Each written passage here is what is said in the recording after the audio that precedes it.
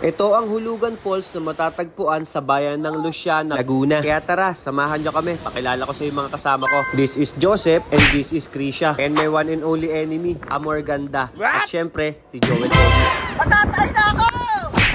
Nanggaling nga pala kami ng Pasig, so 3 hours ang biyahe namin papunta ng Luciana. At eto, touchdown dito sa Luciana, Laguna. Nandito na kami sa Hulugan. Pagdating nyo dito sa Hulugan mga bossing, orientation. After ng orientation, ipapark nyo yung motor nyo. Oo nga pala mga bossing, need nyo ng tour guide bago kayo makapunta ng Hulugan Falls. Bago naman kayo makapasok dito mga bossing, may tour guide na talaga kayo. Kasi hindi kayo papayagan na mag-walk-in lang. About naman sa price ng tour guide mga bossing, 500 pesos. Pag day tour yun mga bossing ha. Pero pag overnight, 1,000 pesos naman. Yes po, pwede pong mag-overnight dito. About naman sa environmental fee mga bossing, 70 pesos. Then kung nakita nyo na sumakay kami ng tricycle, 25 pesos each naman yun. At oo nga pala mga boss, paalala lang para sa mga pupunta rito, dapat medyo matigas-tigas yung tuhod nyo kasi may lakarin tayo na paakyat tsaka pababa. Tinatanong naman yun sa orientation bago kayo umakyat kung may sakit kayo sa puso or may fracture o may bali kayo sa paa. Kasi once na meron, talagang hindi kayo papayagan. Oo nga pala, bago kayo maglakad mga bossing, tatanungin kayo ng tour guide kung ilan falls ba yung gusto nyo malakadan. Yung gusto nyo mapuntahan ba? Sa amin kasi 3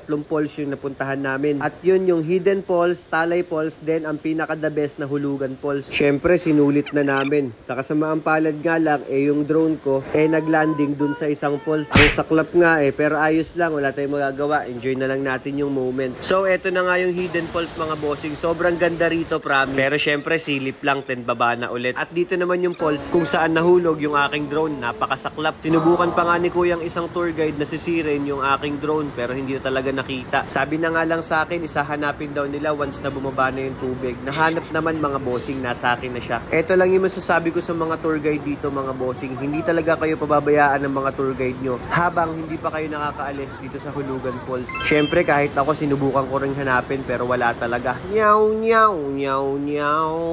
Kaya kaysa magbukmuk tayo, tara, enjoy na lang natin tong moment na to. Lakad na tayo papunta ng Hulugan Falls. Oo nga pala, about sa tour guide mga bossing, 1:5. Kung 5 kayo, equivalent ng 1 tour guide yon. So kung 10 kayo, 2 tour guide. So eto na nga, this is it, pansit. Nandito na kami sa Hulugan Falls. Grabe, sobrang solid dito. Yung tubig na galing sa taas, tas malakas na hangin, is talagang umaanggi sa paligid.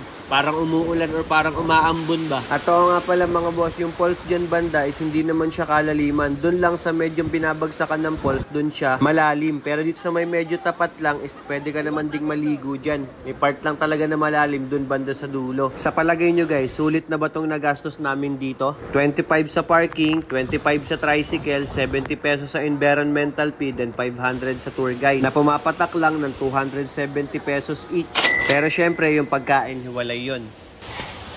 Tubig. Wilkins. Baka naman. Ano sa palagay nyo guys? Sulit ba ang 270 pesos na nagastos dito sa Hulugan Falls, Luciana, Quezon? Para sa akin kasi, sulit na yun. 270 pesos. Hindi nga lang kasama yung gasolina namin papunta dito. Kaya kung gusto mo ng mga gantong travel vlog, just click the follow and subscribe. Pa-heart na rin or pa-like ng video. Kung pwede lang naman, pa-share na rin. Kita-kits for my next video. Let's go. Okay.